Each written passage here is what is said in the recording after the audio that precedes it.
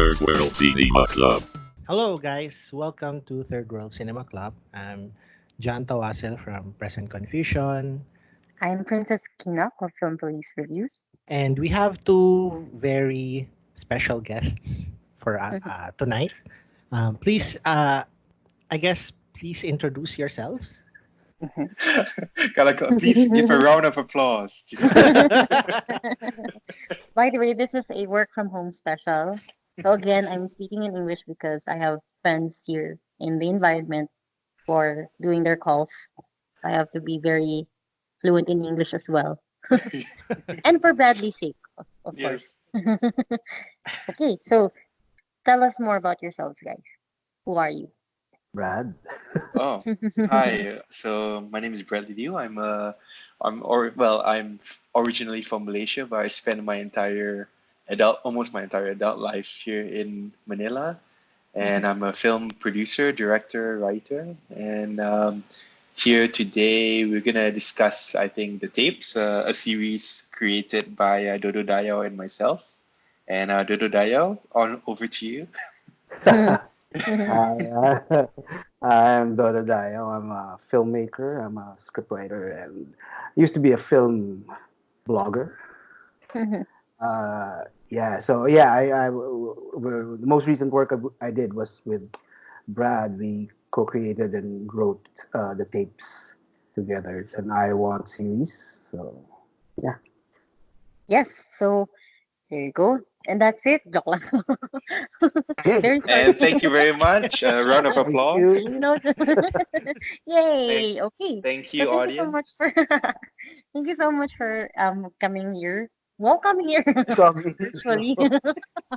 Okay, so we usually do this in coffee shops and other secret places, but due to the okay, that's my dog. So due to the situation, we chose to hold this on a Skype call. So if you guys have any questions or concerns, feel free to tweet us or chat us about this episode. Okay, so first item on the list, we actually want to know how you guys are doing in your current situation. In the current situation here in the Philippines, despite the screenings of the tapes being done via iWant, I believe for Brad, you actually had a screening of Motel Akasha, which was your last film.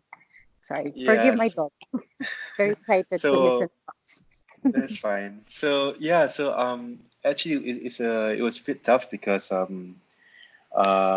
like the week before the lockdown was initiated, we had both premieres of the tapes, which was supposed to be in a cinema. We did like a special 100-minute version of the tapes that was with a full cinema mix ready to be screened in the cinema for a big premiere. And that got Mhm. cancelled, of course, due to safety reasons. And then, of course, Motel Akasha's premieres as well. And I think John has seen one version of the film, but Yeah. we actually did a whole recut and recut version with new sound and everything in anticipation for the local release. And that premiere got cancelled as well.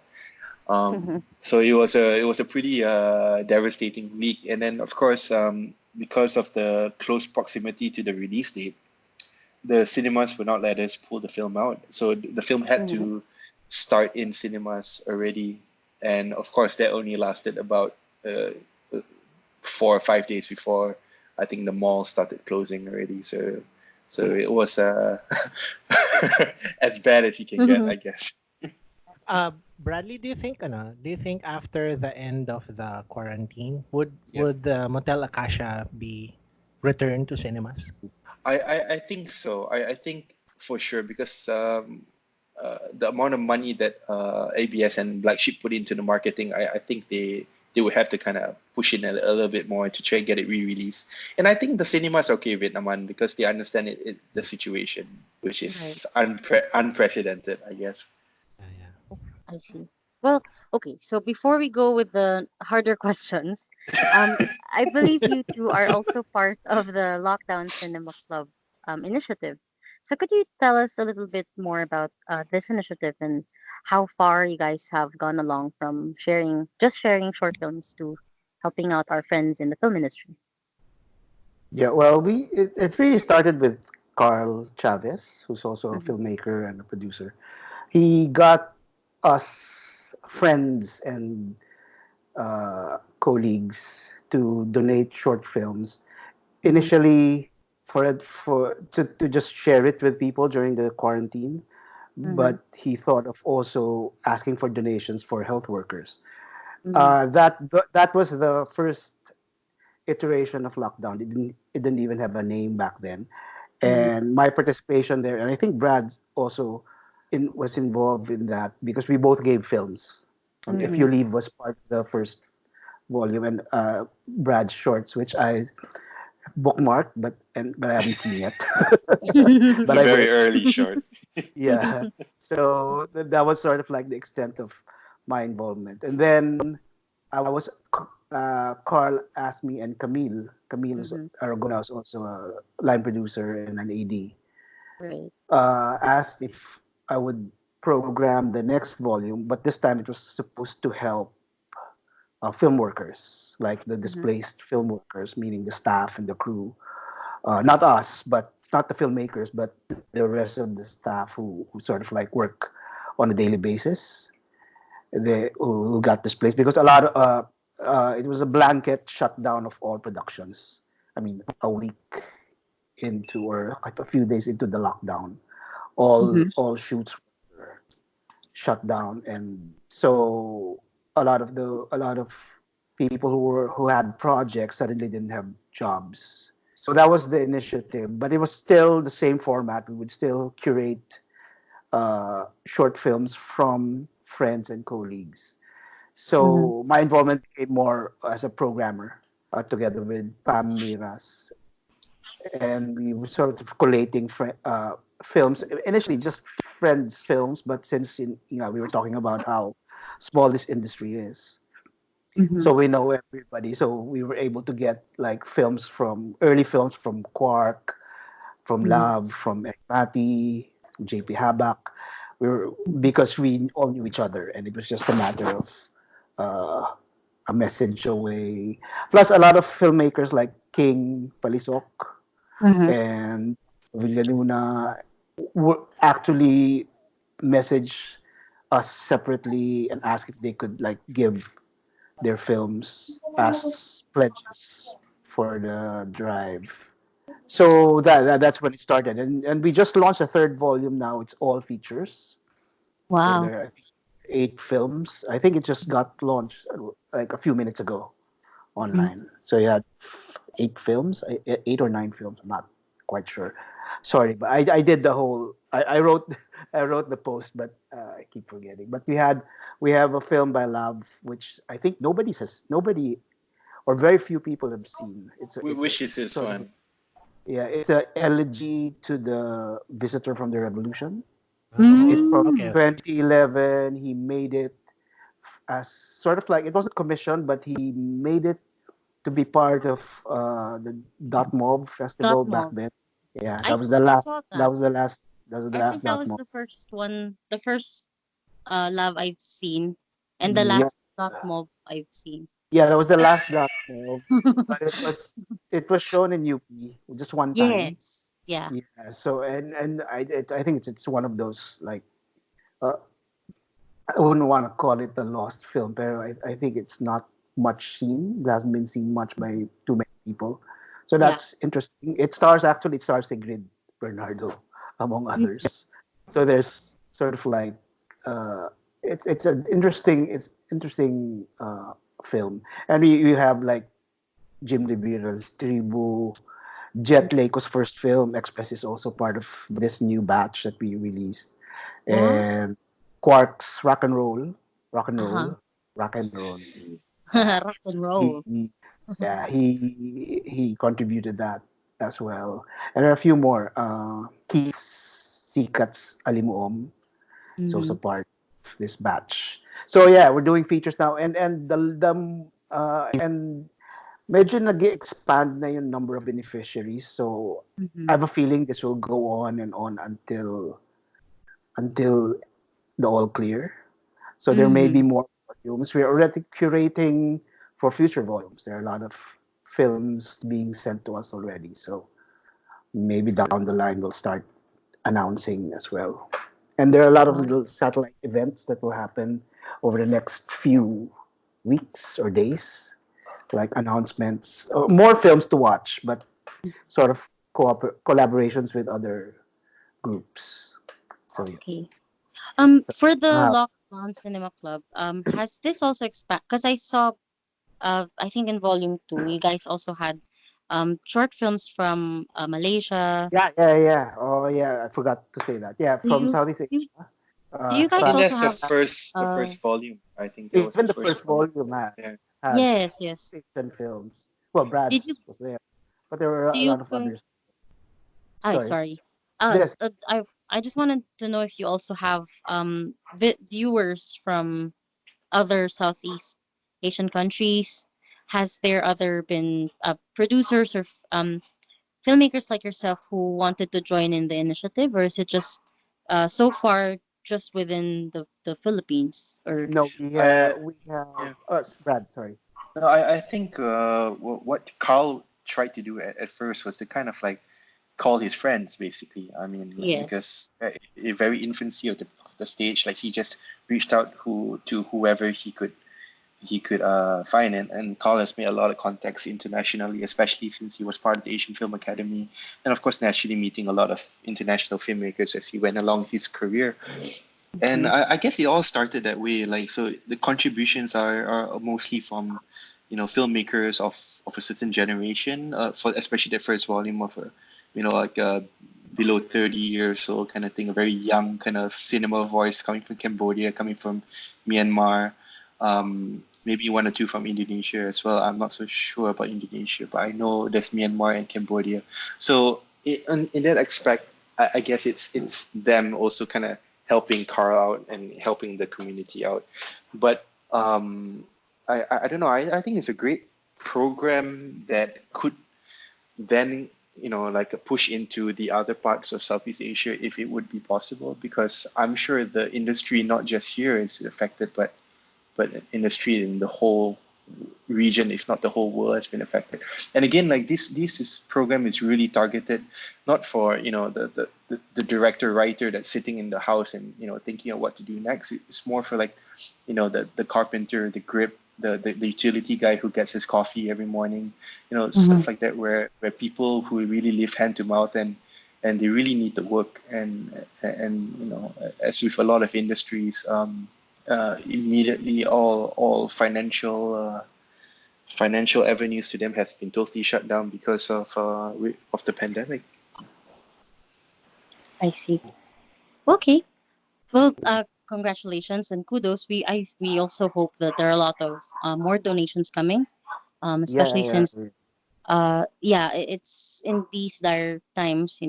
This community is the only one that can actually help out each other as well. Yeah. So there, And John.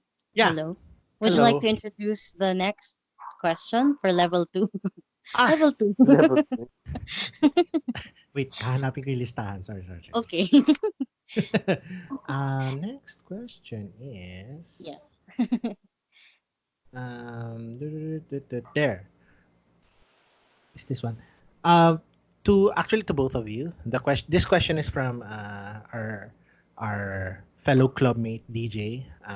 His question is, um, what do you what do you predict will happen to cinemas and cinema goers after the quarantine period?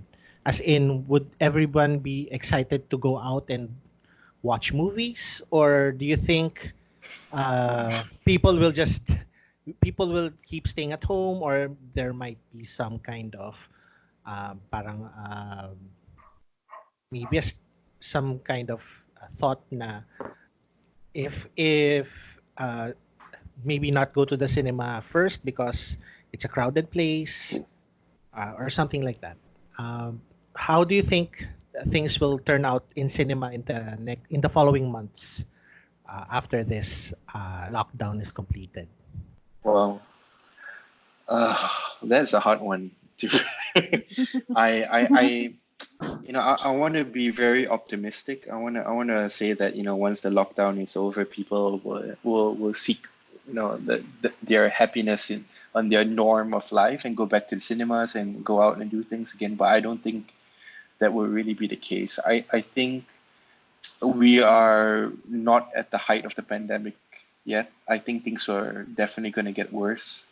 I have a horrible feeling that even after the implemented government lockdowns are lifted, I still have a feeling that, I mean, until the vaccine is found and distributed around the world, I have a feeling that people are going to be very conservative Mm-hmm. um, with their daily lives, and rightly so, especially Mm-hmm. since the lack availability of testing and correct me if I'm wrong. The system of our healthcare here is that if you are sick with COVID-19 and you are just a regular person and you go to the hospital, and I know Field Health covers a bit of the testing, but if you're in the hospital and the medical fees come in, are you the one bearing the cost of your own medical fees?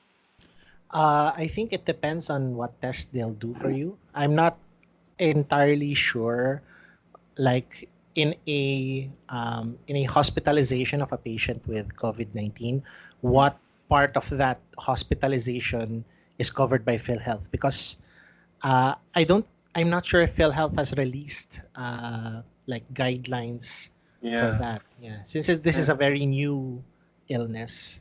That's super scary because I think that's another reason why a lot of people are probably not even, going out and telling people that they're sick.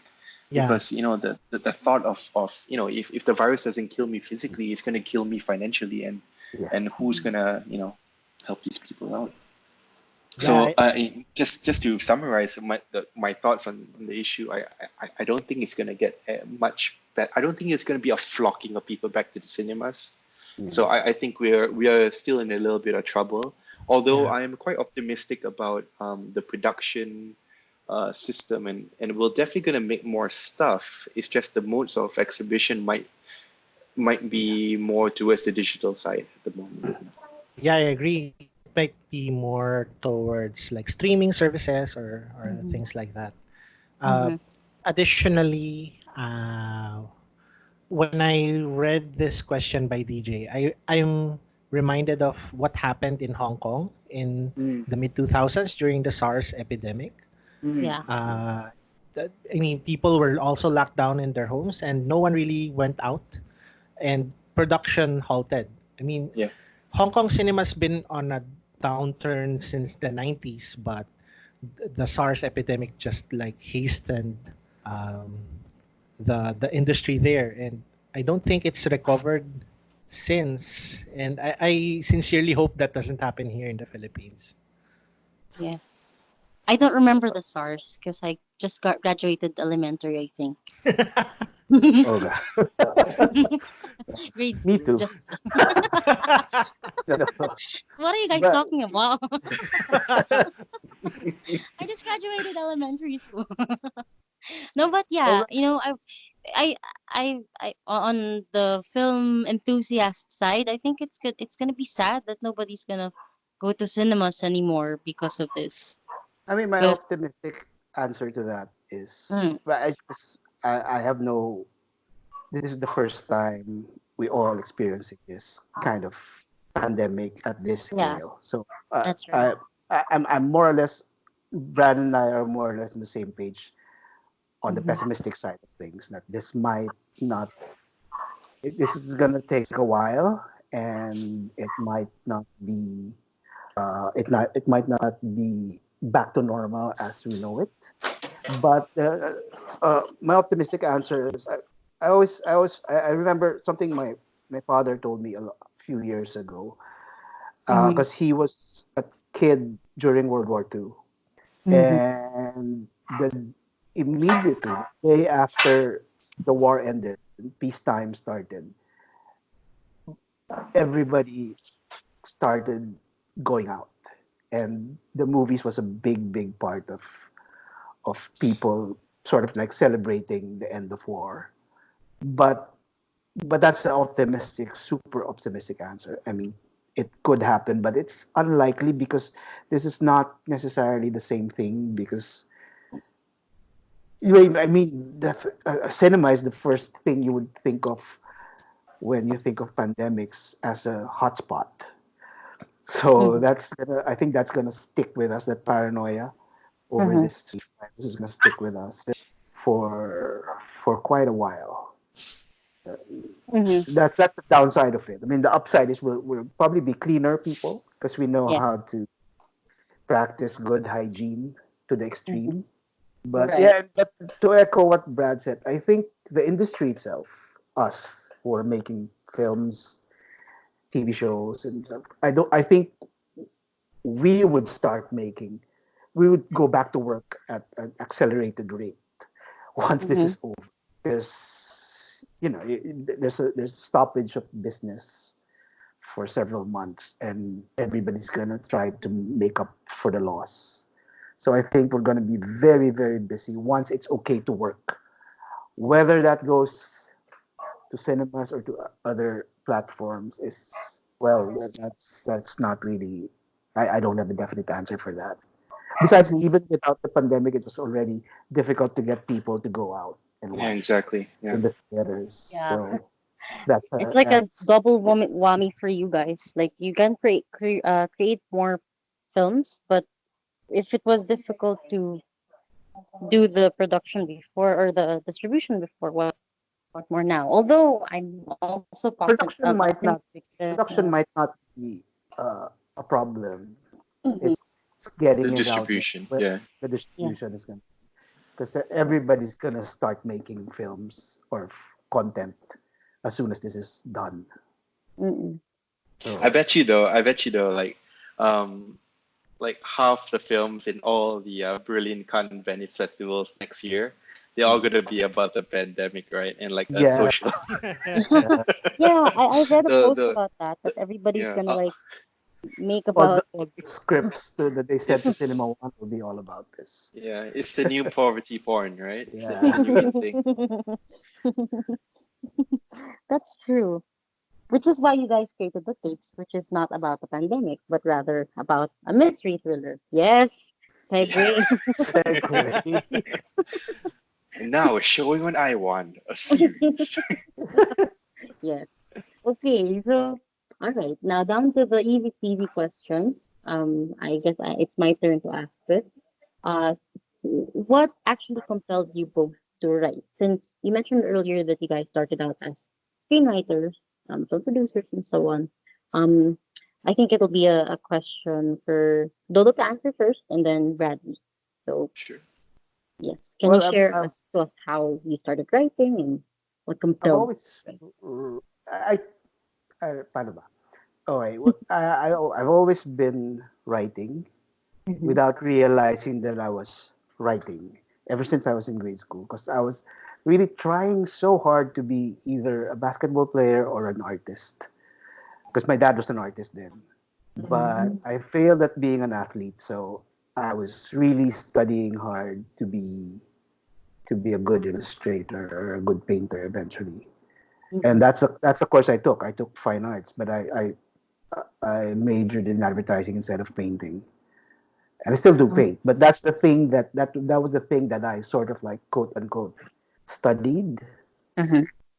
But writing was just something I did on the side, and just I didn't realize that I was doing what I was doing until somebody, I think it was my English teacher in high school, who sort of like took note of what I wrote for an assignment. Mm-hmm. And that was the first time somebody told me that you can write. So, oh, really? I didn't know I could. I was just having fun with it. Because I think I started writing like fake movie reviews when I was like 8 or 9. Because I was just copying the writing styles and magazines that I was reading. So I think it comes naturally to me. But I really wanted to get into film, and when I started trying to get into film, I think it was around 2007. I didn't Yeah. know I didn't know how. I had no idea how to get. I thought you had to write a script, you had to work, and you had to get a script made in Star Cinema or Viva. I didn't know that there's such a thing as indie that existed. So I Mm-hmm. thought one way to get in was to write about film, and maybe sort of like put the foot in my door, put a foot in the door. Mm-hmm. That's why I put up my blog, and then I started meeting like a lot of filmmakers, independent filmmakers. I started hanging out with them, and then started seeing their films and realizing, oh, there's this. You can make films like this. You don't have to go to a studio to make films like this. So that's when the whole thing just started. But I never really, I don't think I never went to a like script writing class or anything. Mhm. Mostly because I'm lazy. So I'm Mhm. just sort of like, sige, I'll just wing it. Mhm. And but I think I'm really really comfortable writing. I don't think there's on my end. I don't think there was a compulsion to write. I think I just came naturally to me. Mhm. All the other things that I do, like painting or write or drawing, that's the that's that's where I sort of have a compulsion to do. Mhm. It doesn't come that naturally for me, Mhm. and mostly I did it because I wanted to please my dad. But the Ah, writing came very easy for me. right. So When John invited me here, I actually thought you two were classmates because I think the same time that I met your blog before when I was writing in Under the Fire Tree, and I've seen John's blogs way before. I thought you guys were classmates. Like that was really in my mind. Like but maybe I've been the two reading of them John's write. blogs for a long time. Yeah. Back in the day. Yes. Yeah. So, girls and boys, we are old. All of us here are. Some of us just don't look it. So, Yeah. so there, yeah. So, okay. But by the way, I think I actually thought before you also studied film. So, apparently that No, wasn't your route. Okay. Me, I didn't. Jodo? Yes, it's still Dodo. But how about you, Bradley? Oh no no Since you no. mentioned, Let's stick with Dodo because I'm very intrigued with his life story too. Just keep on going. okay. But I told you about this, Brad. No, I didn't. Because no, and this is a real story. 'Cause I told my dad I wanted to take up film school, and he said there's no money in film Mhm. because his perception of film was studio films, local studio films, and Mhm. he wasn't such a big fan. So that's what he told me, and that's ironic because he wanted me to paint, and there's no money in. Well, there is now, but so Way back. so yeah. So I was slightly discouraged, and but it didn't. And yeah, and I started taking. I was the closest I came was because I was also you had to take photography and fine arts, and my dad was also a photographer, so he was very happy that I was like taking photographs and stuff like that.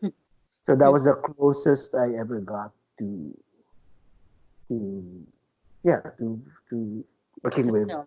images, Okay, yes. Moving. photographed images. But I didn't go to film school. I wanted to, but I didn't go. I mean the first thing one of the few first things I directed when I left the advertising agency was a cooking show. It ran for a season in the Lifestyle Channel, just local cooking show. I was co-directing Mm. with mine, and that sort of became our film school because we were sort of the the, the the show had this like weird format where we would go to a location and we would sort of write a theme into the episode because and there was a theme in the food already, but we sort of had to write a theme. So we could sort of like do like we had a found footage episode. We had an episode where we tried doing long takes. I mean, it we were just my friend and I who were directing. We were just trying out these techniques. So Mhm. that was the closest thing I got to sort of like a hands-on film school. But Mhm. yeah, I didn't. So I was really just super scared when I started making my first feature. But Ah. I was sort of like winging it and trying to bluff my way through it and said, yeah, I can do this. Well, that's really good or interesting to say. Actually, that the question about you transitioning from film criticism to filmmaking came from one of our other friends here, who was Jim, since he wasn't really familiar with your life story. I'm a little bit familiar with your life story since we talk from time to time. Yeah. And I get pointers on how you did the transitions. So, okay, that's a really great um, feed or input. on how to write. Yes. So how about you, Brad? What compelled you to write, or what? How did you started writing? Um, I think first and foremost, I'd say I'm not really a writer first in a traditional sense because I don't feel that I up till today I don't feel like I have the finesse or the writing ability to write. Mm-hmm. But writing material for the screen, I think is something I'm definitely more comfortable with in terms of treatment wise or what happens in the film. If I were to give an example of my working relationship with Dodo right now, because I think we've worked together on a couple of things so far, but the Mm-hmm. tapes is really something where I think we really found our rhythm in terms of writing together. Mm-hmm. Many more of like I know that Dodo has the skill and ability to create a world and also kind of give in the flesh of the characters, them saying things, the nuances. Whereas I would be someone that would be like more interested in what actually happens in the world. So in treatment wise, I'm able to write certain things in a form of what like plot wise what is happening in this thing, how do we kind of push things further in certain ways in a more treatment aspect point of view, whereas Dodo is the one physically writing and fleshing out the world. And I found that kind of working relationship very, what's the word, optimized, I Comfortable. guess. Dodo, Yeah, no, yeah. I mean, Optimized. like yeah, super efficient, like because yeah. I being like the showrunners, I mean, in an American TV sense, like we are both the showrunners of this thing, Mm-hmm. and there being we create the world and everything in this kind of like the environment of the story, right? But Mm-hmm. by us writing in this sense where I would try and write what happens in the scene or what happens overall in the episode, and then he kind of like takes it and he makes it very well. He makes it Dodo Dayao. You can feel his Mm-hmm. words flowing through the characters. I think it was great because that way we wouldn't have to write physically a whole page and then send it to each other and like what do you feel, and then we might not agree on certain things that characters would say, but like this way I think it's a very interesting way of writing, especially since I'm also directing it. It gives a Mm-hmm. sense of like a detachment where the screenwriter can truly write what he wants to write, and then Mm-hmm. with the trust that later on that when he gives the material to me, with the trust that I preserve the intention and the meaning while keeping a certain direction going into the work. So in the writing sense, I feel like I'm more that kind of writer rather than the one that's able with the ability to write the dialogue, write the nuances, the tiny nuances within scenes. Mm-hmm. I mean, acknowledging that I guess that's the kind of writer I am. But again, writing for film, I guess it's a bit different because I guess in our independent film, quote unquote independent film world, we are expected to be auteurs. And auteur usually means that you are the director and the writer of your material. So the sense that you're the one that creating the world, creating the writing as well as directing the material and bringing it to life. So Mm-hmm. um, in that sense, I guess me wanting to create films, the writing kind of naturally just was part of it. Although Mm-hmm. now I think I would just prefer to have Dodo Daya write with me forever. Okay? But so how about on the filmmaking side? Since you mentioned that screenwriting for you is more of the treatment. You're more compassionate and passionate on the treatment side. Yep. How did you started deciding or feeling that, huh, I want to make films? Can you tell us more about that quote unquote journey? Yes. I mean, I've always wanted to do storytelling in terms and Mm-hmm. specifically films. But when I started in Malaysia, because we're a country that doesn't really have a vibrant independent film community like in the Right. Philippines. So when you talk about Malaysian cinema, it's either the big studio films, and we're very good at doing very kind of action films and stuff like that. And action is a very big blockbuster hit genre in Malaysia. Mhm. But then the independent side, we are very fragmented in terms of the kinds of cinema that we do, and the community is very, very small. If you're talking about a small community here, I mean, Malaysia probably has maybe, you could probably count the number of active international level filmmakers with maybe one hand, you know. Right. So if you didn't find your niche or your wavelength with that kind of filmmaking, you're pretty much on your own. So when like exactly like Dodo's dad said he disapproved of him taking up film for college, my parents also disapproved. So I ended up doing international business and economics. So I'm a bachelor of Finance. commerce, Com. commerce, which I guess Um, like helped in the producing side of film. Yeah.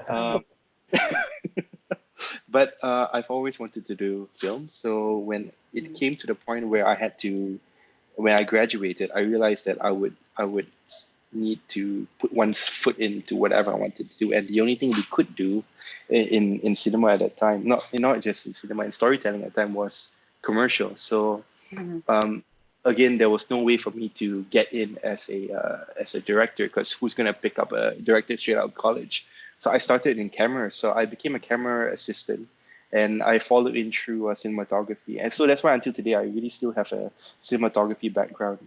Um, uh, so I worked on a couple of films as a AD, I mean AC, and then coming into the Philippines, I think that was a great um, entry into the film industry, because coming in as you know, like 8 years ago, I was 23 years old. Um, I think at that time it was pretty straightforward. Like, who is this new guy coming in? So I didn't want to step on anyone's toes. So of course, going in as the camera department, it's basically the most universal way of coming in, because camera technical skills is standard throughout the world, right? Like, there's only Right. one way to put in a battery. You can't be creative and have an ego about putting in a battery. So I guess that's how I kind of started here, and then eventually I think I DP'd about two films here. I DP'd Rampton Sozola's soap opera, half of that. Ah. I DP'd Mhm. together with Kristen Linaban, and then I also DP'd Those Long Haired Nights. I don't know if you guys saw it. It's a film by Gerardo Calagui. It's a LGBT kind of like a Durdain style film Mhm. about the trans community in Burgos. And but filmmaking wise, like from then on, I was able, because of the camera side, to kind of apprentice, not to say apprentice, but I would never think Love would ever say apprentice, but I had the opportunity to go on to shoots with Love Diaz. And that's how I kind of got a lot of confidence and inspiration on directing styles and directing methods on set. Third World Cinema Club. Hey guys, John here. The audio cut off for a few minutes after this. Basically, the next answer is to the question: did Black Sheep or ABS-CBN have any creative input in the making of the tapes? So here's the answer. Third World Cinema Club. I think it was great, because usually a studio like that and production house linked to ABS like that, they would be very controlling of the material, and they would come and give a lot of comments on the script, want you to bend it in a certain way.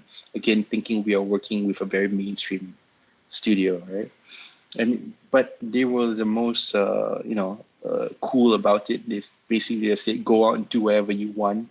In the edit, they said, that's cool, keep on doing whatever you want. And now the series is out, and I mean, for me, I think it's the reason why the series is gaining a lot of I guess positive feedback and a bit of nice traction with the uniqueness of it, because everyone seems to say that it's very different.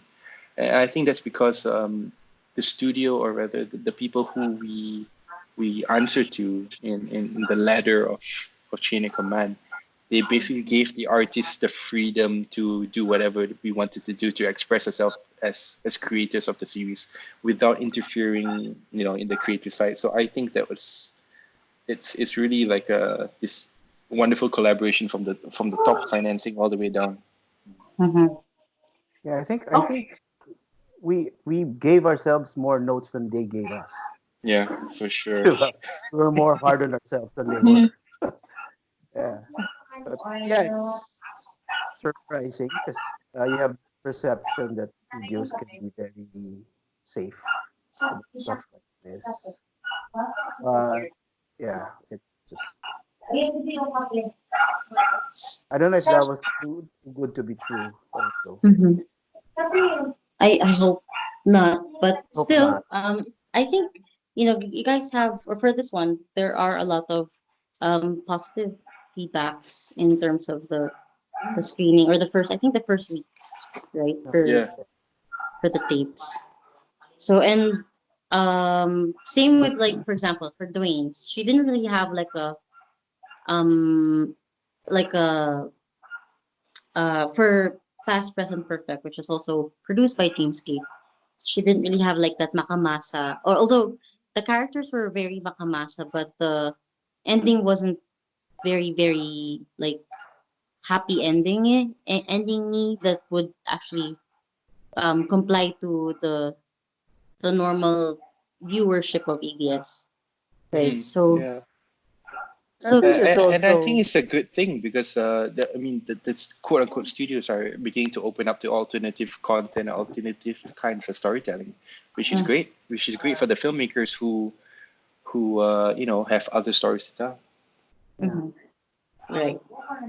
Okay, so now that you've actually mentioned or talked about, or we're talking about the tapes, so far with the good feedback that you guys are receiving, so far, uh, are there any talks about creating a sequel for this? Oh, we gotta do it. I mean, come Yeah, on, because I won. you've seen the ending. we Yes, need we need a second season for that. We need But double the budget. That's what we need. Double the budget. yeah, that's right.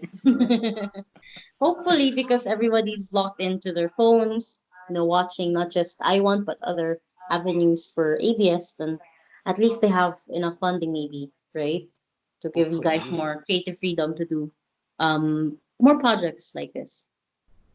Can I go back to I just want to say something about.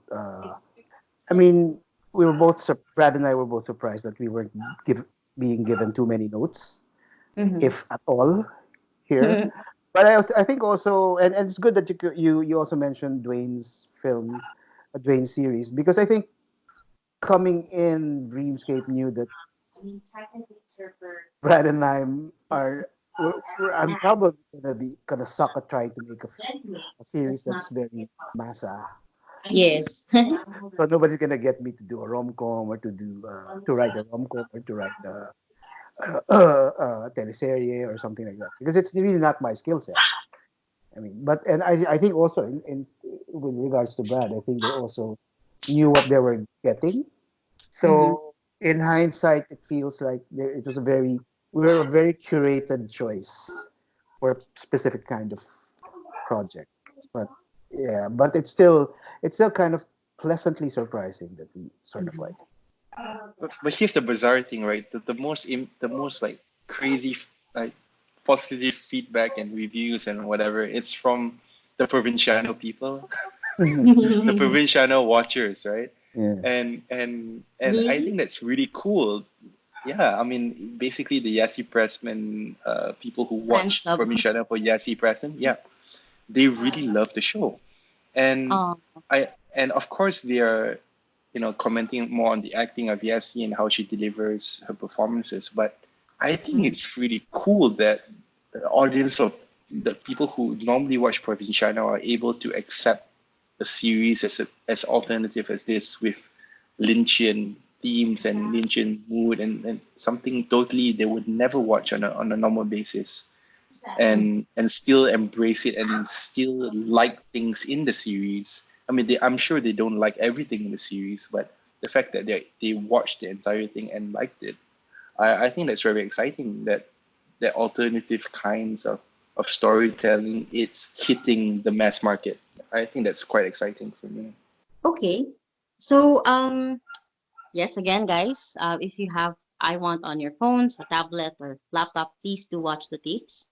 By the way, since you mentioned about the fans of Lassie, and I think uh, there will be one scene here that fans of Sam will be very surprised, right?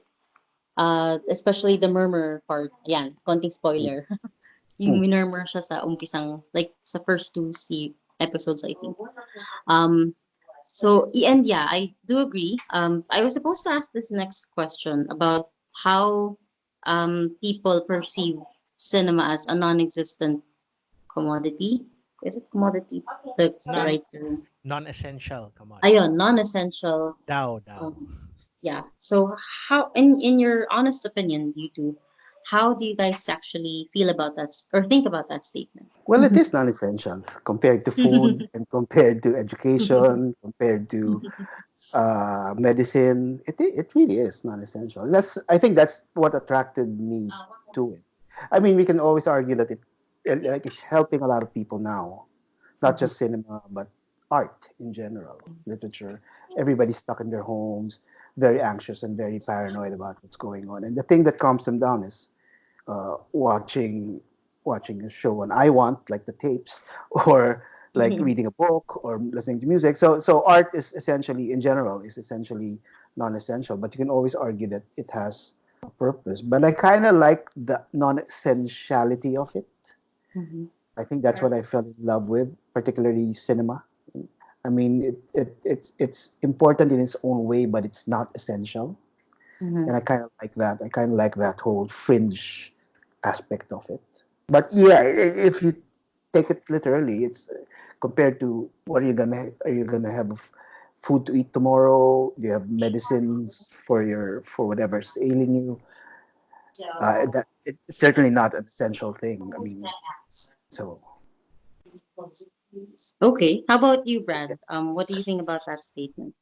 I mean, even, I mean, that's a question that's kind of been kind of haunting me the past year. Like, I've been thinking about it a lot. Like, what is really the purpose of cinema? mm, And yeah, especially after the reception of Motel Akasha Mhm. and the idea that this film has to make money, and I started going down this thought of like, is what I'm doing really important for society?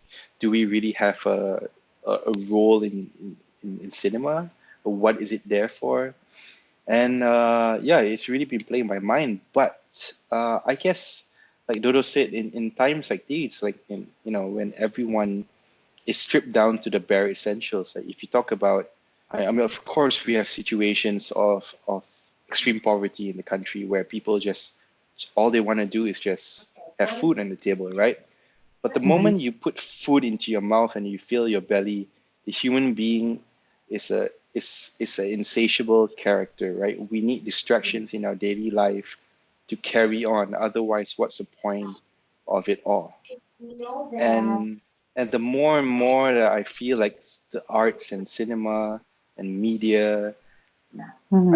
like we eat to survive, but what do we really live for? And art, I think it's what really feeds. As cheesy as it sounds, I really feel it mm, feeds our inner desires, our the inner hunger, Mhm. and and if you're able to create things with that feeds the hunger yet delivering certain messages, delivering certain ideas, certain philosophies, then I think what we do is valid as an artist. Mhm. mm. Yeah. Yeah. How about you, John, as a film enthusiast? Because, like we said earlier, you're from the medical field, and yet, you guys are like one of the few people that I know who are able to watch like 132 Filipino films in a year. That's What can incredible. you say Yeah. about that? How do you do it, John? How do you stay awake, John? How do you do it? Lots of sneaking away. um, for, regarding that question, I think I agree actually both with Dodo and Bradley. I mean, it's not like if you don't get cinema, you die. But on the other hand, there's something about art in general that speaks to us in a way in a way that I can't exactly describe. That I guess it's if you believe in a soul, it's for the soul, something like that. So yeah. So my answer is kinda and not really at the same time. Yes. That's a beautiful irony, right? That's Like yeah. Yeah. you could live without it, but can you really live without it? You know, it's that Mm. feeling of that. It's something that's always lingering, right? Because it's a Mhm. new creation, right? It's Yeah, Right. not yeah. something that came out. It's not something that came out of nature. You know, it's something that we created. So I feel there's a certain sense of nostalgia and attachment to art and media because and filmmaking because it's something human beings created and therefore it's almost like we feel this unbreakable bond towards it, you know, and Right. it feeds us the same way that we feed it, you know. It's this strange self-fulfilling thing that we create and fills us up. Mhm. Yeah. I see the irony as well. Like for example, there are some really deep films that come from countries that are more third world than ours. Like for example, Iran. You know what the way that they make their films, it's not about just poverty or poverty porn, but it's more about, like for example, a father trying to look for um bread for his family, and then he ends up being caught up in a situation, you know. So for me, for example, me, I'm neither successful in life or whatever, but when people ask me, why are you so pushy on films, you're not even successful in that, you're not a filmmaker, you're not a writer or anything, and I say it's not, the essential goods, but it's very essential. I would agree with you three that it's essential to the soul, because if I hadn't seen a film in black and white when I was 10 years old, I wouldn't understand that my parents were this and that, or my grandparents were this and that, and I wouldn't come to realize that, from a role of a train coming towards a screen, people from World War I were actually mesmerized and they forgot that they were hungry. So somehow it's essential, that yeah, but also not, you know. So there. Wow. Okay. So Yeah. John, please continue with the beach sounds as we get gloomier into the gloomier and gloomier into the night. Mm. Okay. So we're down to the last three questions, right? Yes. So just one more time about the dates. So again, can you tell us, in brief, in your own explanation, for you both separately, can you tell us more about what the dates is, just for our listeners? The less you know, the better. Hmm. Because Nothing I is what noticed it we've been blabbering seems. about this and that, but I forgot to ask what exactly is the dates. So, What exactly is it? I think, well, I think on the surface, if you were to market it, it's definitely a mystery. It's a detective mystery about a girl that went missing and how a police officer gets mysterious videotapes that seem to stalk her. And as he and his partner go down the rabbit hole in investigating or not investigating her disappearance, a lot of creepy things start to happen and a lot of secrets are uncovered and a lot of horrible things start to happen. So it's a mystery. how about you, Dodo? Yeah, it's well, yeah, that's it's a police mystery. I mean, we always when we're talking about it, we always say we were influenced by like True Detective and Twin Peaks. So it has those aspects in the sense because it's about two cops. It's about a cold case. It's also about small town dynamics, Mm-hmm. very small town dynamics. I Mm-hmm. wish we had more room for the rest of the town, but we only had 6 episodes. But Mm-hmm. we were really going for that. We were really going for something like that. Na parang you meet certain members, certain townspeople, and how they're all interconnected in this weird, weird little existence and this weird Mm-hmm. little. It's also big, and I think it was deliberate on our end to set it in the 90s because it was also about trying to see a life before everything became automated. So you Mm-hmm. had that sense of the. I mean, I don't know if you remember. There's one scene where somebody said that they were having internet connected, so they didn't even have Mm-hmm. internet at the police station. So it was The from that dialogue. Yeah. part, that far back in time before Mm-hmm. all these things that we're used to. So it was a way to look at another time, but with sort of the sensibility that we have now. I mean, that was interesting. That was one of the interesting things that we wanted to do with it. Plus, it's found footage, and I have a fetish for found footage. So that's If I were to add something, it's quite strange because maybe will interest John as well, but the series is only 25 minutes per episode, so Mm. it's experimenting now in today's form of like more movie story, like TV series storytelling, like mini series where usually they do 1 hour series, mm, 1 hour episodes, but we verged on 25 minutes, which is kind Mm-hmm. of playing on the lines of if you've seen the Netflix series end of the effing world, right? If mm, you watch that one.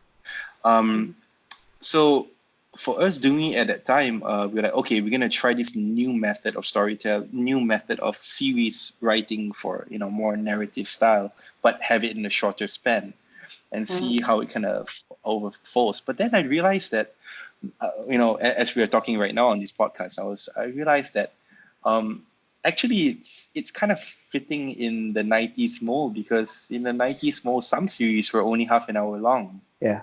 Mm-hmm. All True. right. So it Right. could be like an episode of the Power Rangers or something. Could be, could be. We're just missing one more. Yeah. It's Okay. All right. So we have three last more questions, but these are like the bonus round questions, completely random. Um, so before we go ahead with that round, John, do you have anything to add or any other questions about their current projects? And oh, by the way, do you guys have any current projects in the works despite these trying times that you'd like to share, or maybe later on off the I've been writing since December, so yeah, I have a lot of things on my plate. But I'm Okay. writing for other directors also. Uh, Ah, I'm also writing something with Brad at the same time, and I'm writing for myself. It's very different ways of writing when you're writing for someone else, and it also differs with the director. mhm. So yeah, I'm working on so much stuff, film wise. Film wise, I'm also trying to write other stuff that are. Okay. So, same question that we had for John earlier. How do you guys do it if you have any roadblocks as a closing for this glooming episode? Yes. How what can you share for those who are aspiring writers and filmmakers and producers out there when Roadblock, you encounter budget, budget and schedules. No, I'm kidding. Not really, but deadlines. Deadlines are deadlines. a good way of. Yeah. I mean, I don't know. Brad, did we have any major roadblocks while writing? No naman, ano? Because it was. Well, of course, I guess in general, I guess deadlines really Yeah. help roadblocks because when you have a deadline, you physically put yourself in a panic state, and Mm, sometimes a panic state gives you the extra push. mm, Um, but in terms of getting through writer's block, I had a great honor of sitting in a masterclass by Michael Cimino once a couple of years ago, oh. and I actually asked him that question. I was so terrified asking the question because he was like smash. he was he was giving a hard time to a lot of people. But I asked him the question, and he said that there's really no shortcuts. You have to wake up every morning, sit in front of your computer or your laptop or your typewriter, and you need to commit 1 hour to writing. It doesn't matter if you write nothing, you write something good, or you write something bad, but that 1 hour of writing cannot be removed from your daily life. And I Right. guess what he's trying to say is you need the routine of the writing. You need the muscle memory of actually writing, Yeah. and then it will happen. Yeah. So that's the Yeah. advice from Michael Cimino, but I never follow it because I have no discipline. But that's also true. It doesn't just to I don't want to demystify it, but it probably needs to be demystified. But yeah, it's really more about discipline, work ethic, Yeah, it's sitting true. down, writing and stuff. But Not opening Facebook, not opening your yeah, browser. It's There's a yeah, lot tough, of huh? distractions these days, right? yeah. Yeah. So I mean, what more? my biggest problem always is the first, whether I'm writing an article or a review or I'm writing a script, it's usually the first scene or the first sentence or the first paragraph. If I Mhm. don't get it, I can't make sense of what I'm writing. I can write the ending, I can write the middle, but I can't get it to flow until I get the first thing. It doesn't have to stay the first thing, but uh, once I get it and it's enough for me to leverage the rest of the writing, and then it becomes easier. But that's not getting that first thing, whatever it is not easy. I mean, Not at all. Yeah. it's Yeah. super difficult. Like for I'm me, writing. Go, Brad. yeah, no, no, I was saying like you're talking about the first paragraph, right? Like for me, I Oh, can't even write the first paragraph until I see the whole scene. I Mhm. see the first full page in my head. So unless I see everything, I can't write physically anything. yeah. Yeah. So Yeah, Well, like you there said, you go. like that first thing is the hardest, I think. Yeah. I mean, the last thing I wrote before the pandemic happened, before the lockdown, I was given like more or a good lead time. I was given maybe a month, couple of months to come up with the first draft, basically.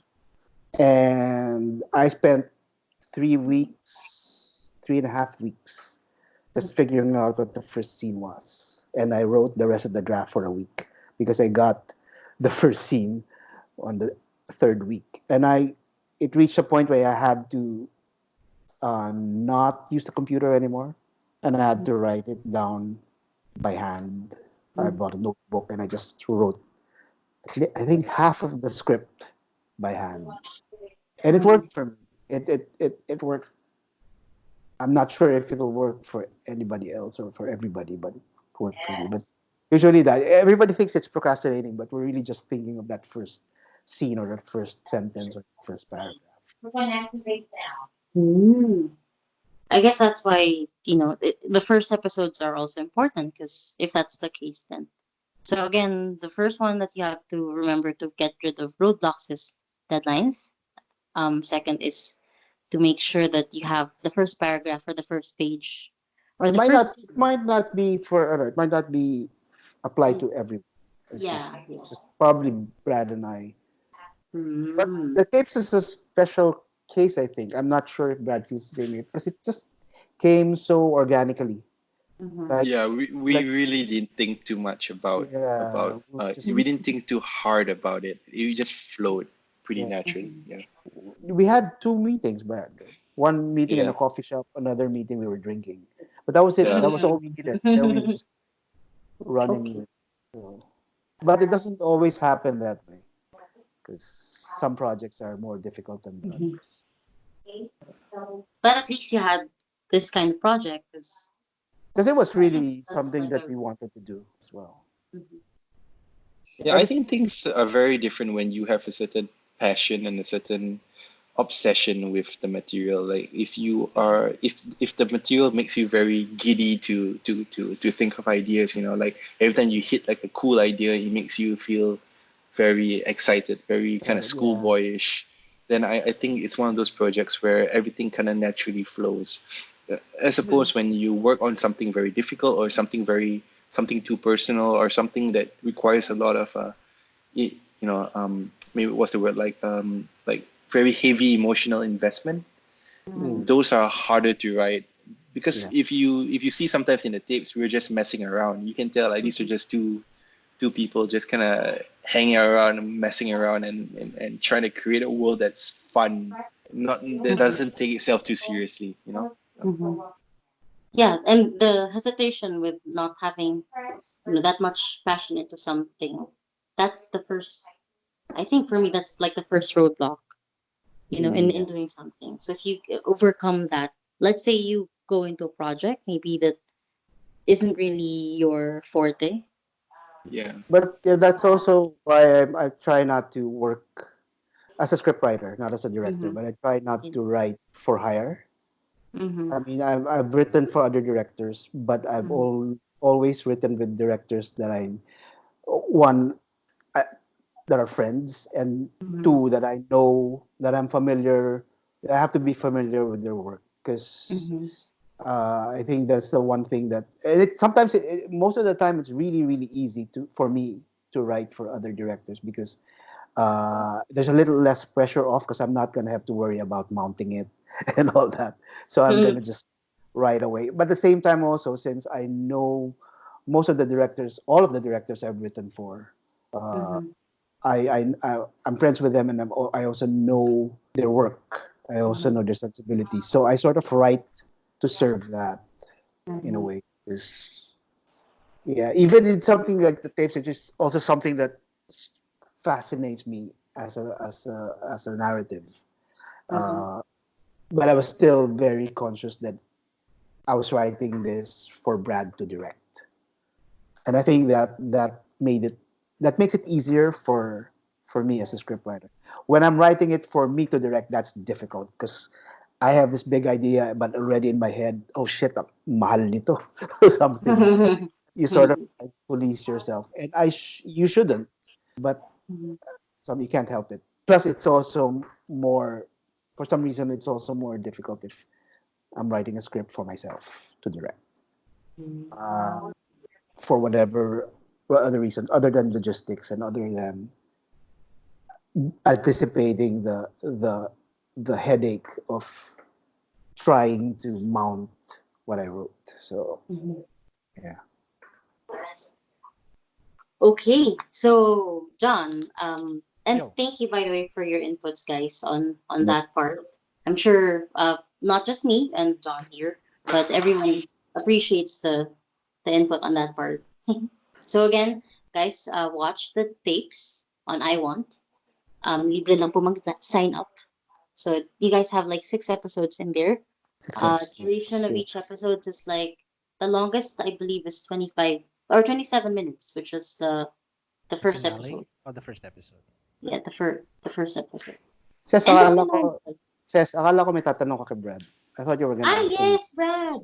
Um Yes. he the closing scenes. They have is there not just relevance, but are they clues? The credits, Brad. The credits, Oh, the like scenes, the CBBs. the CBBs, yes. Yes. The CBBs, yeah, yeah, of course, yeah. Especially always watch the one at the end of episode 6. That's a very important one. Episode 6. Okay. Got At it. the end of the final episode, when the Yeah. credits roll, Yeah. finish the credits, watch the Yeah. last one. Yeah. Mhm. Because I was No, wondering, why I we did it? yeah. So I was like, and then I rewatched the whole 6 episodes just for the end credits. It's like, okay, there's a clue. For sure. I mean, like for uh, maybe just a background, like um, for me, it's very difficult to go on set and just follow exactly to the letter everything the script has. I Mm-hmm. feel like there's always going to be magic happening around as you are there with the actors, with the camera, and things will always happen. So Mm-hmm. for me, finding little moments like that is always the magic. But usually, some of the times when you have these moments and when you do a movie that's 90 minutes long or something, you can't find points in the movie where these scenes will make sense in the overall storyline because you only have 90 minutes to deliver Mm-hmm. your film. But when you Mm-hmm. have a series that spans over 2.5 hours or something, you suddenly find that the magical moments that you have on set, they come out on the spot. You realize that these things could be inserted in different places. So that's why when we found a couple of these moments on set, I realized like the rolling credits was an opportunity to add a little bit more. like a little a little bit of put a little cherry on top of the cream or something. Like just Mm-hmm. add a little bit more intrigue, a little bit more mystique, and also come up with something bizarre and cool at the same time. So every Okay. episode's credits has something Yeah. strange To or look out. to look out for. Yeah. So there you go, John. That watch out for the end credits. All Yeah. right. Okay. To add to that, just an anecdote. Somebody, what a friend of mine, a filmmaker friend of mine, watched the whole 6 episodes before I was able to. I only saw the rough cuts before the premiere, so I didn't see. I didn't know about the end credits yet. And he Mm. made a reference to the Michael Haneke film, Hidden, which was had the best CBB ever. Yeah. If you've seen that, if you remember that, where everything was explained in the CBB in the I have credits. a question for episode 2. Did Yeah, you name it but after a no, song? yeah, all the titles were about based on songs. Mm. Not. Uh, I think the first 4 episodes were titles were based on songs. But yeah, to get back to that, I didn't understand it yet. I thought he was talking about the way we used like videotape because there was a lot of use of videotape in Hidden in that film by Haneke. Then when I saw the first episode and I saw the end credits and I said, "Oh yeah, this is it." And that was a pleasant surprise for me, Brad. I didn't tell you this because that was my first time to see the credits. I only saw like the rough cut of the episodes before. Oh yeah. So, We did a lot of crazy stuff there. yeah.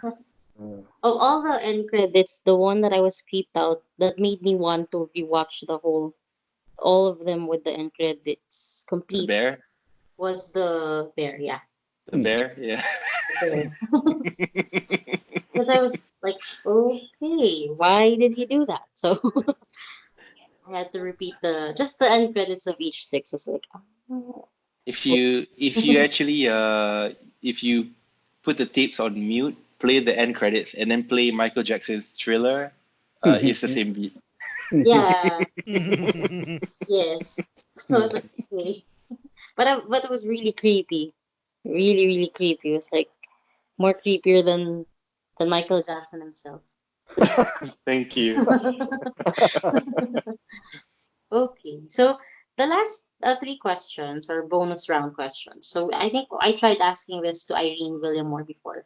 And I found it very interesting. So I'm not going to ask John the second question anymore since I already know what it is. But for the first question, we can all answer or not answer.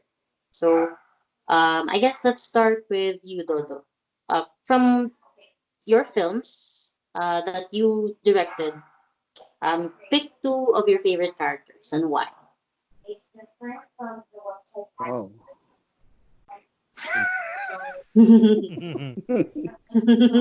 Okay, it's okay. I'm really fond of. I don't know if it's my favorite character as a part of the audience because I can never be part of the audience of my own films. So Mhm. I'm not sure if it's. But from the whole sort of writing the character, and sort of like trying to make him come to life and sort of conceptualizing the design of the character. Uh, the kid from Violator was one of my favorites. I was so Mm. I wish I had more time with him uh, in the film. I gave him more time. I actually had more time, but I had to cut it script on the script level. I had to cut his scenes, but Mhm. especially given Timothy's performance. So that's always Mhm. he's always been my favorite in in Violator. And ironically, he's the one character that I have that I write by getting something for myself. Because a lot of all of those characters had aspects of me. Mhm. The devil character, the Timothy character, was Yeah. directed from scratch. So Mm. maybe I could approach. That's why I could approach him as a character, not an aspect of myself, sort of. So that's one. And really really like the cash cash character in If You Leave, the guy who goes home to his mom. He finds the side street that leads to this new house where his parents live. He Mhm. has cake with him. I don't know if you remember the character, the one with the beanie. Yeah, So yeah. because he's actually based on on my brother. Ah, Oh, okay. okay. So yeah. Mhm. Ako isa lang, Hmm. si Joel Lamangan. Kasi ang galing niyang ghost. Actually, magaling si Joe Lamangan as an actor, Yun, sabi ko. and he's very Agree. very nice. Super nice Although, as kasi a person. given din si Team, pero if I'm gonna pick I mean, one, if you're gonna ask me who about performances, yes, Direct Joel is up there. Seriously, galing. yeah. Galing. How about you, John? For Me, those, I'll just pick from one from both. oh, From for Dodo's films, I picked Joel Amangan's character also. Benito Alanos his name. Yeah, Yeah, yeah.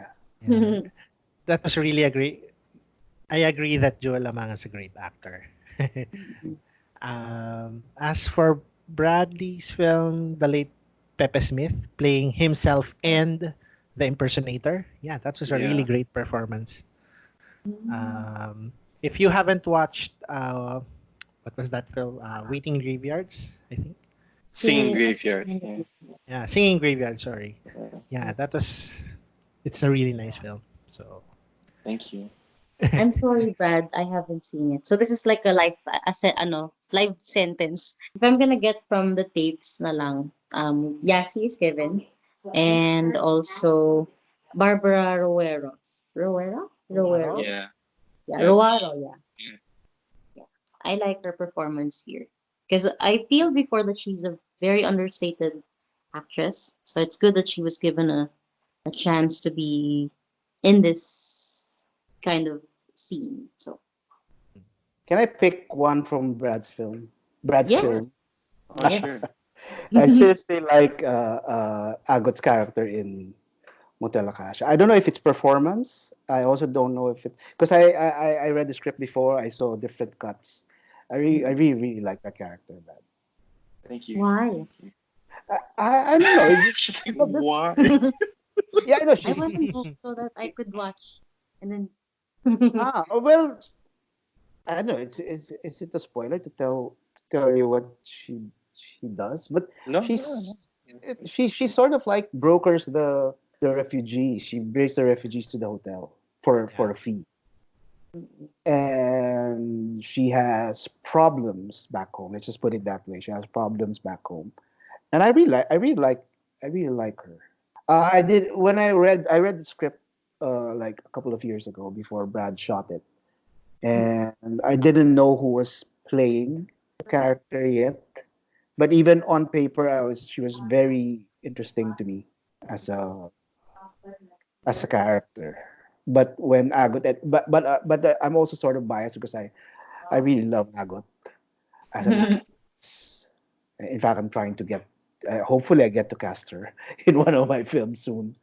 But so that added a layer of like fondness for the character, even if it's a flawed character. It's very very interesting. Yeah. okay. Okay. How about you, Brad? If you're gonna pick characters from Dodo's films.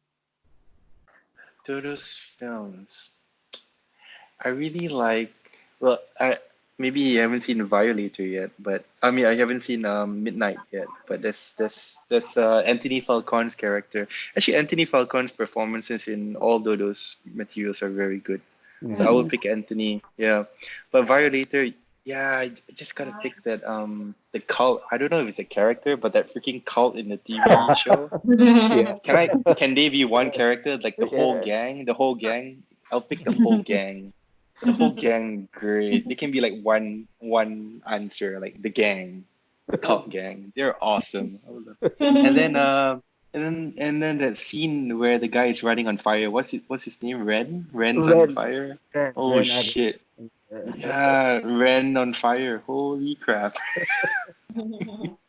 Unexpected. So yeah, the cult maybe the Cult and Ren. Yeah, maybe. Sorry, Anthony. I had to bump you off because Ren on Fire. Ren on Fire is way better. But Anthony Falcon really is a good actor. So He's fantastic. Yeah. Yeah, very he very good. studies his characters very really well. Yeah, That's very Super why. easy, committed. very easy to work with as well. That Mm, guy. okay. So for the second one, since we're now caught up in a quarantine in this quarantine period, if what if it's in a different situation and we are now caught in a zombie apocalypse? What would you guys do? Or what's the first weapon rather that you actually will pick I'm and why? staying. I'm staying at home. You're gonna stay at Stay at home. Yeah. No way I'm gonna fight zombies. How about you, John? Have has your answer changed since the last time? No, not really. I mean, what was John's answer? I'm curious. He said that he's not. He's probably gonna die the first 6 seconds that a zombie arrives. I Well, can't that outrun him, might be my so answer too. Yeah. So, out of all of us who answered, I said I maybe I'm the one who could strangle someone out of a pencil because my reflexes are very quick. Maybe because I love coffee rather, not alcohol. So I'm very nervous all the time. So I said maybe if there's a zombie that's gonna approach me, I might pierce them with anything that I could see. So John said that maybe I might find him as the big zombie guy that's gonna approach me. So there. How about you, Brad? So what? But these zombies are like classic zombies, right? They can't like bite the dead and the dead come back to life or something. They need to be alive because I don't know why I keep seeing this image of Pepe Smith getting bitten by a zombie, but then he becomes like the funniest, friendliest zombie in the world. And Aww. like it would be great, right? I mean, if Pepe could come back or something, but I mean, as a zombie, he would just be like dancing and not really biting. But even if he bit you, he'll apologize for biting you, and then he'll just dance it off, and then you'll be like, "Oh, Pepe, I'm gonna die now and become a zombie, but it's okay, rock and roll." Mm. So, that'd be great. But wait, I Cute. want to ask Brad if what his favorite character from his films is, Yeah. if he has Oh one. yes. If he has one. I would, I'm gonna combine the two questions. Like, if I was caught in the zombie apocalypse and I had to spend it with two of the characters from my films, I would spend it with Pepe Smith and Magic Mike from the Magic Mike. tapes. Yeah. Oh, Yeah, Magic Mike from the Yeah. tapes. yeah. They're Magic that's Mike the and list. Pepe Smith They're in so the chilly. bar, in the bar. Yeah, three of Having us in the coffee. bar Yeah. having True. coffee. Yeah, It's actually we'll true. And even in real life, even in I would real hang life. That would be I'd hang out fantastic. with Perry and Pepe. And I'm Pepe. Yeah. cute. Okay. Lastly, so during this ECQ period, what was the last offline thing you guys have ever done that you've never done before? Let's start with you, Brad. The last of what do you mean? Like the last So thing I something just like did? read a book, meditate, something that's not done on your phone or your computer because Oh, you're in a quarantine state. So what was the last offline thing you've ever done? the last like before the quarantine or right now while in the quarantine? While I in guess I now have really like unlimited time to play my daughter because before this we were just going around for meetings, doing the press stuff, doing the producing stuff, and usually we'll go out in the morning and come back at night, right? And sometimes if we miss the 6 p.m. window, she will be sleeping already, and we won't see her till the next day. So I guess for me the best offline thing is spending more time with my daughter. Yeah. oh, cute. How about how cute? How about you, Dodo? Uh, Last offline thing I did. Uh, I exercise indoors, which I've never done for Wow. a while. Seriously, I used to like do like cardio exercises with a tape, or a Asil na DVD. kaibigan. Wow! Shock na shock. But What? but since I enrolled in the gym, I always do it in the gym. It's still indoors, but it's not at home. So Mm. ever since and since you can't go out, you can't the gyms are shut, and you also sort of need to be healthy in order to survive the pandemic. So I'm Right. sort of going back to working out inside. Not yoga yet, but I'm getting there. And yeah, I'm actually reading more physical books now Mhm. and not using a tablet to read it because I have time. And to echo Brad's very heartwarming answer, I do get to spend time with my mother. I don't Ah, get to spend time with my girlfriend physically, but we do sort of like that's the one online thing that I'm doing that I've never did, which is video calls with Patty. mm. I have Ooh, we've never done kinky. that. We've never we've never had a sort of like a virtual relationship. When she goes off to a shoot, she's only gone for like 3 days, so it's Mhm. never this long. So Right. we're establishing this routine. We also watch films, films together. Like we Mhm. watched the tapes together, but Mm. remote. So Right. we after every episode, I'd get a text. Are you done? Okay, sige, can you next? So that's something I've never done before. So it's the reverse of the question. Those are online things that I've never done. And Mm. and this one I noticed myself doing recently. Like, have you ever realized that I don't know about you guys in the quarantine, but I've been looking out the window more. Like, I just Yeah, yeah, yeah. look out the Yeah. Same. window Yeah. and just stare at the trees just for like a good 5 minutes or something, and it's nice. Because before I would just close the window or something. Oh, the light's too bright or whatever. Now I just open the window and I really take the time to look at the trees. As boring as that sounds, but it's quite Yeah. warming. That's true. Before I was scared to look at the window for 5 minutes. I don't know why. But now it's like it's a very Who's calming looking back? experience. I feel like it's a very calming experience now because I live in the fifth floor, so it's like middle of high and low, so it's like it's in the middle. So I'm like, okay, why am I looking at the window? But now it's like, hmm, this is nice. Yeah. But for me, the last offline thing I did was to actually knit. I haven't knit for like 10 years, especially with the a lot of political things happening. So what I do is I get my needles and I start knitting. I don't know what I'm knitting now, but I said maybe it's gonna be a blanket or something. So there. With How about the you? amount of with the amount of political stuff happening, you're gonna have like the longest blanket in the world at the end Yes, of the world. super. Because it kind of takes the mind off away if you're not gonna look at the phone for even for like 10 minutes. So being offline is cool now. Mm. How about you, John? What's the last offline thing you've done Like before the quarantine or during the quarantine? during the quarantine? Uh Offline. I have hard drives of things to watch, so I started watching more stuff recently. I that I would have put aside if I had not if this quarantine hadn't happened.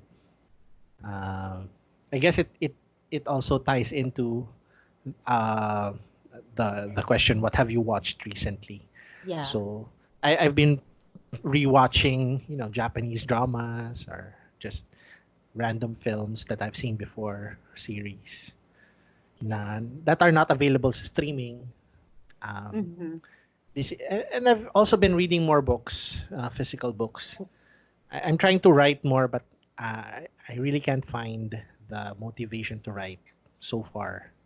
Maybe in a few days. Yeah, I think we all have that problem now. Mm-hmm.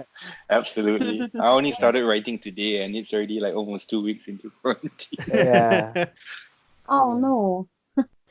Well, oh, John, would you like to share the last thing you've seen?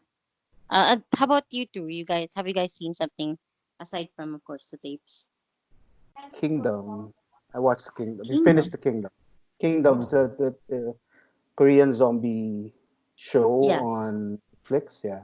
So we it's kind of I know because Patty and I watched the first two episodes together here in my Mm. place. We watched it before the lockdown, and we finished the whole two seasons remotely.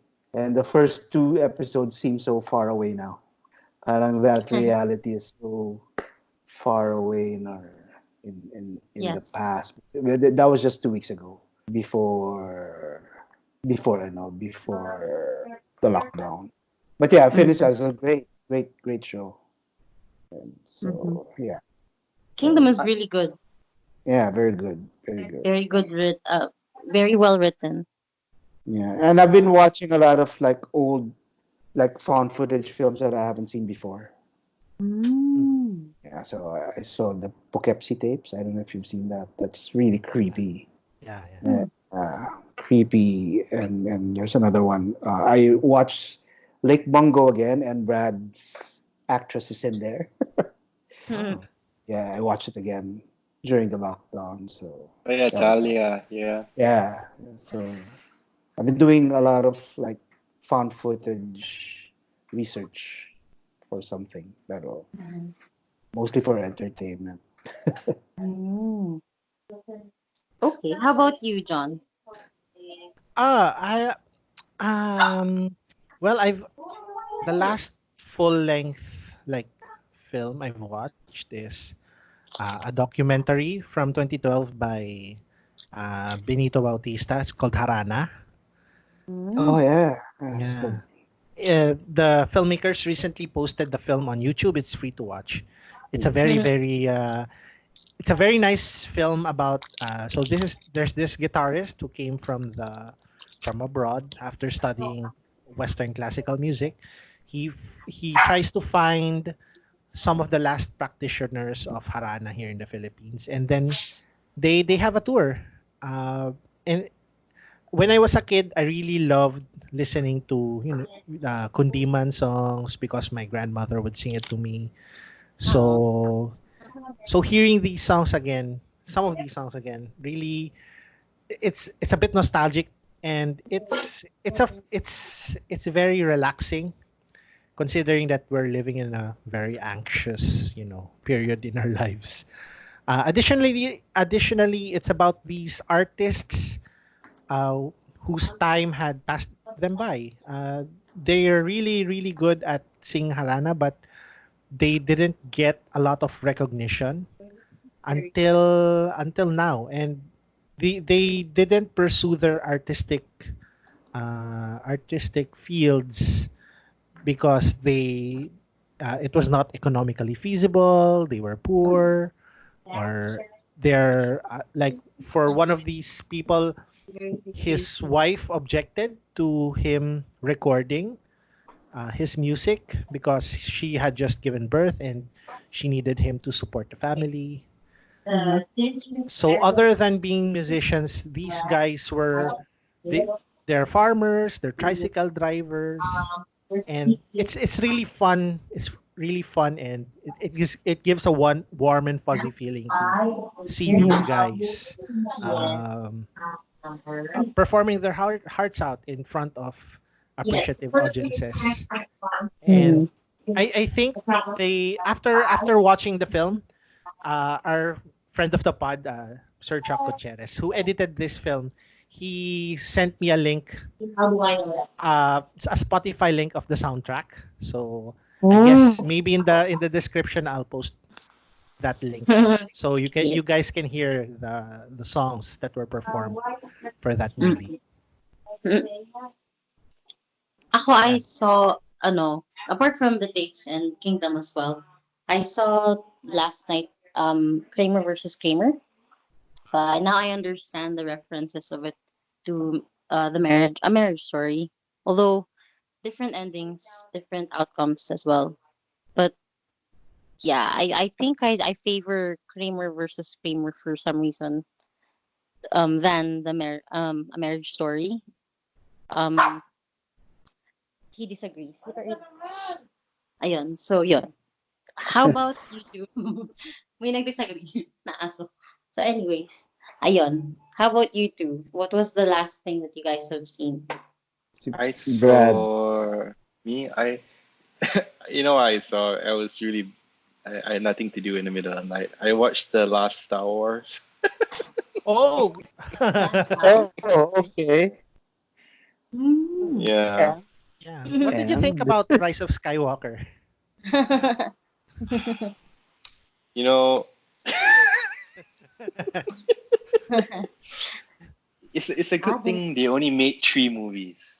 ah, Episode 4, Episode 5, and Episode 6. It's a good thing they only made 3 films, right? I mean, there's an imagine if they made more. picture.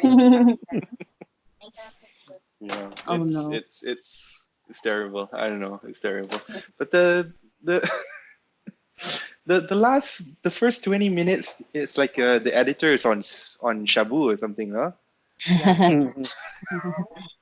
He just cut like an hour into 20 minutes. It's fantastic. I don't know how he did it, but literally the characters said one word and then we move on to the next scene. It's fantastic. I don't know. I see.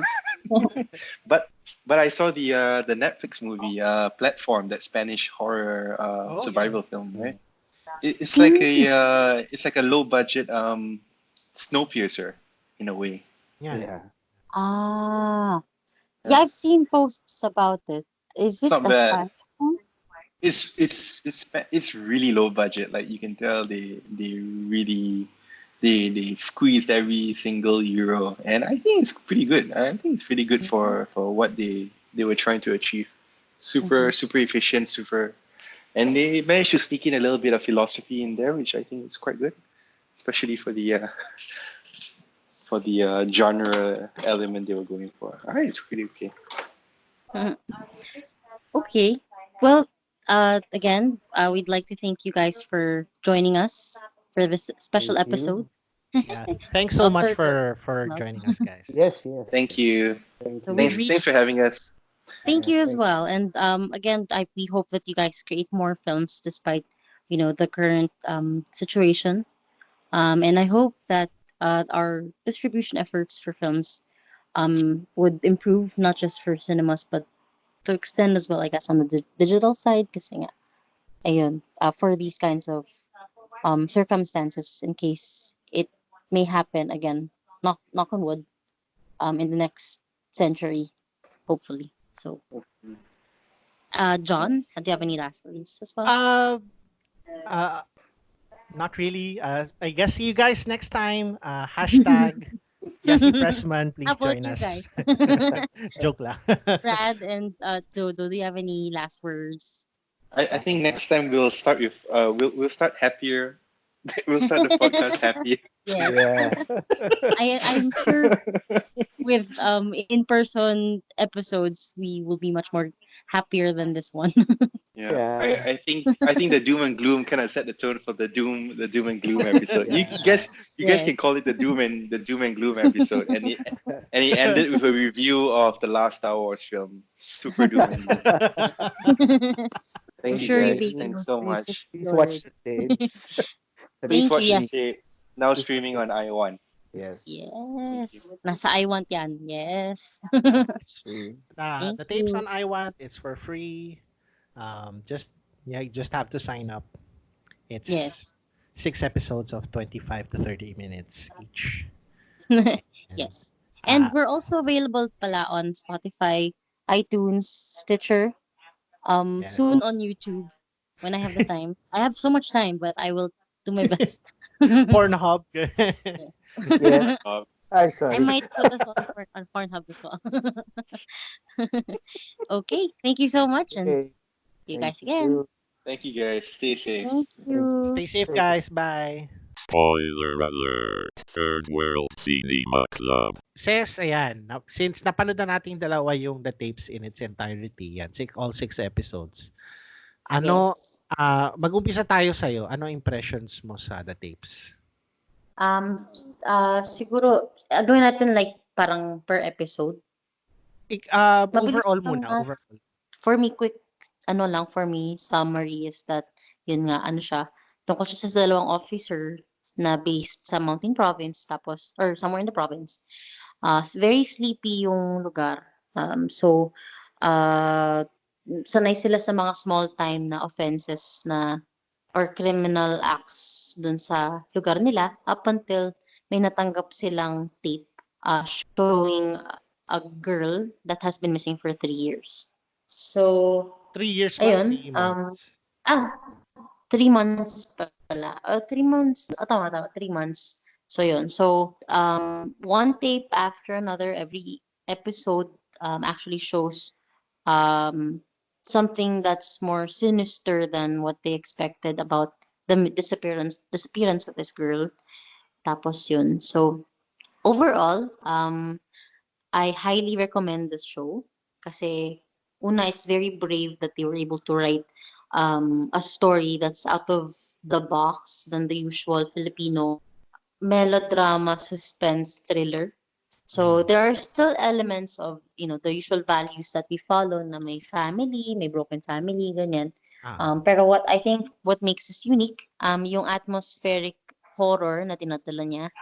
So, although worldwide, hindi naman na unusual yung parang tapes, sorry, ayun, hindi na unusual yung parang um, found footage kind of feel. Pero dito kasi, hindi siya usual na horror. So, atmospheric siya at its finest. And then, meron siyang mga iniiwang little cues na masarap balik-balikan like yung mga end credits na scenes. Um, and hopefully magkaroon ulit ng sequel or second season para ma-uncover talaga natin yung bigger picture. So ayun. I also like the music. Sa tingin ko well thought talaga nilang ng buong crew nila, hindi lang ng dalawang creators.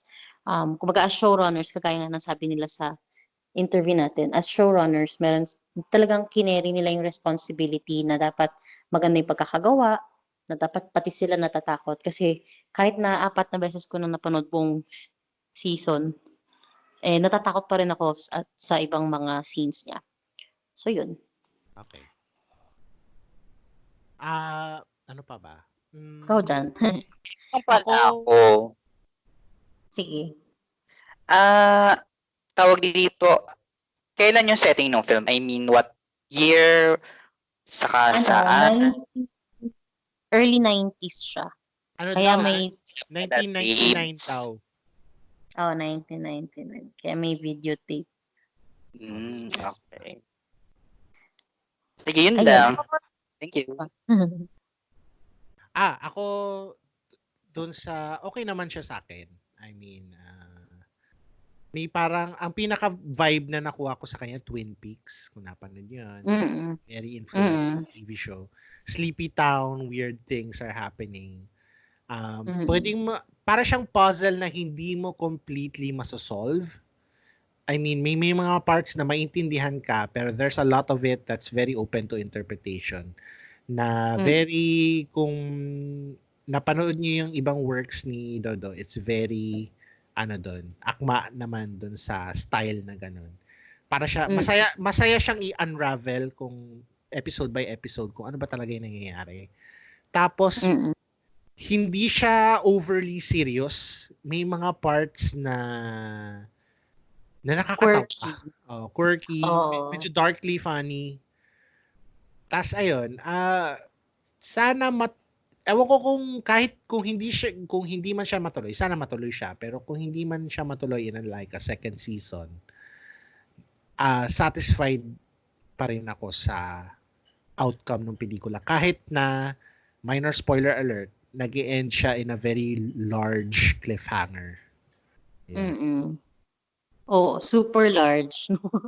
As in, alam mo yung, nung isang gabi, di ba, nagkwentuhan tayo kung sino yung sa tingin nating nagdadala ng tapes. Tapos, nagpapanggap ako actually na hindi ko napanood syempre yung isang parang, paano mo naman nasabi na siya yung nagdadala ganyan? Ako nag-guess ko eh. Pero isa na sa naisip ko na ang nagdadala talaga ng tapes is yung nasa dulo. Yung biglang nag-appear. Kasi yung sa sabi ko, ending siya lang nila. yung kasi siya lang yung nakakaalam ng ins and outs. Isa siya sa nakakaalam ng ins and outs nung headquarters. So, kasi kung hindi natitrace nung male guy or nung basta nasa front desk, dapat someone that knows yung in and out nung nung Oo. station. I mean, nasa isip Pero ko pa rin siya, pero episode 1 pa lang, parang medyo tinutulak ka na may oo, kababalaghang na nangyayari. and somehow involved siya, no? Natuwa Tas lang ako yung, sa, ay sorry, ikaw muna. sorry, sige lang, go lang. Natuwa lang ako sa mechanism kung paano ah, nangyari yung mga nangyari. Na Mm-mm. medyo supernatural talaga siya, pero again, like yung mga ibang ginawa ni Dodo, it's very hindi mo na kailangan i-explain na meron silang powers or merong weird supernatural stuff na nangyayari, basta it's just there. Tapos Mm. kayo na bahalang yan. Natuwa lang ako sa ganun. Mm. Yun. Anong favorite mong end credit scene?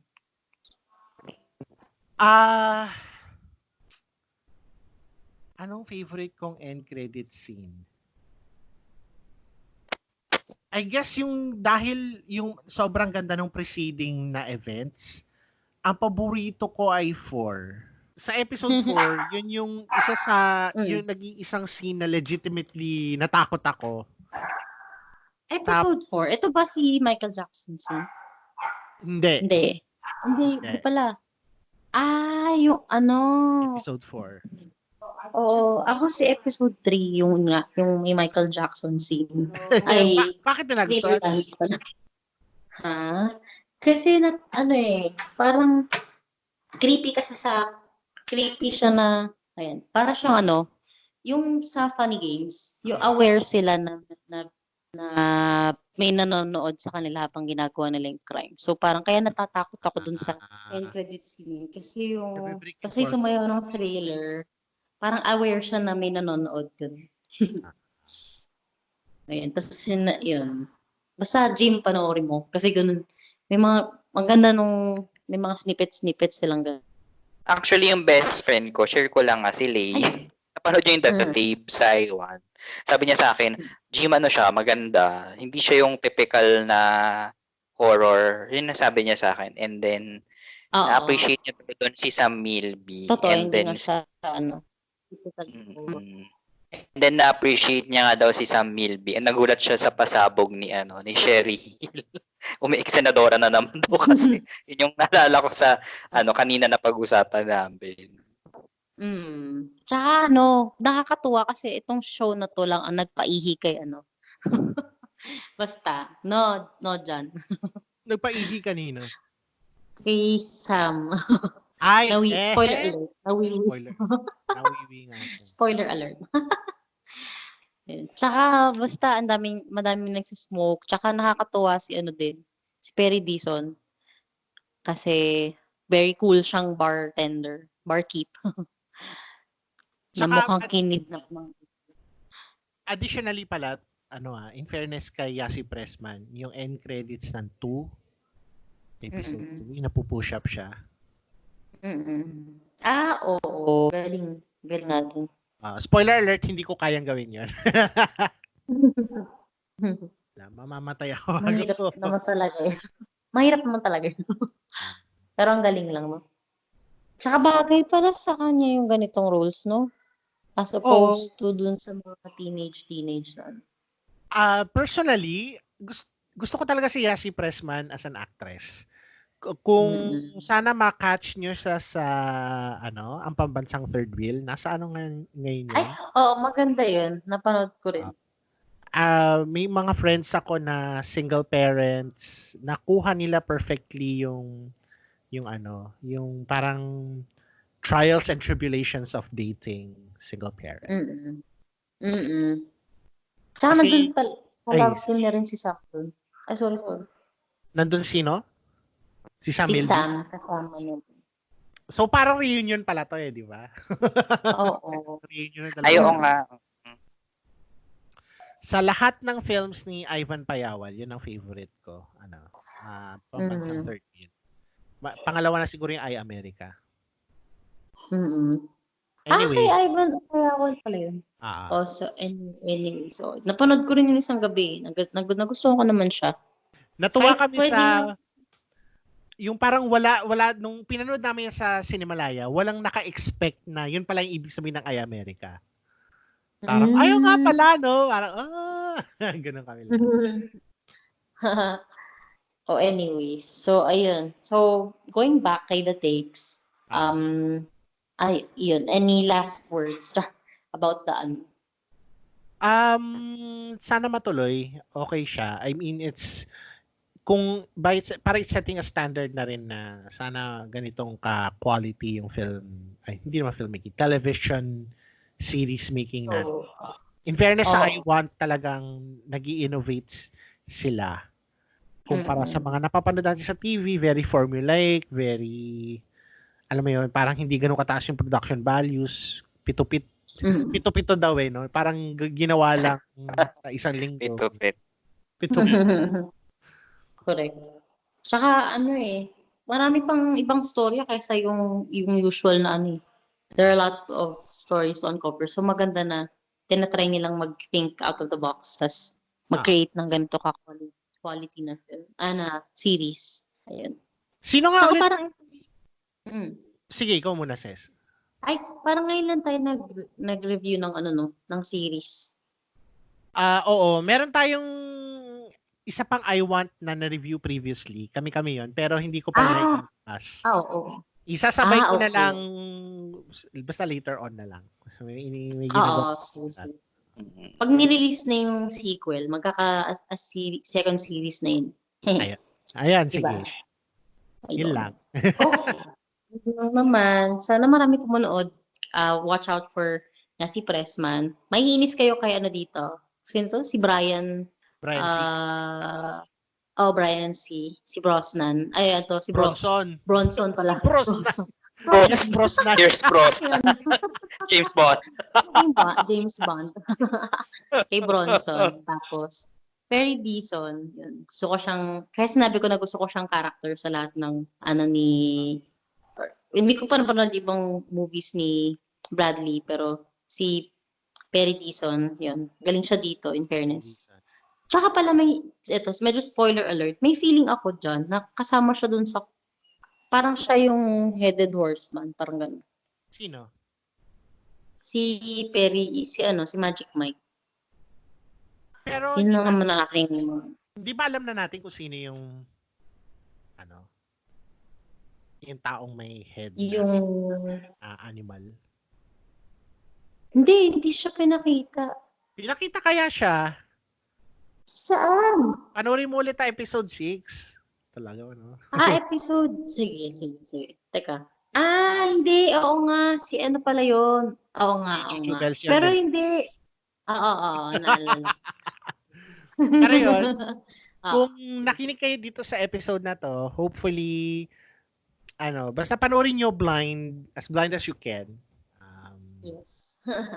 Tama. Yun lang. So that's all, folks. Thank you for listening. Yes, Thank you. Marami pa kami mga episodes na padating. And guests. So, see you next time at Third World Cinema Club. Yan. Bye. Yes.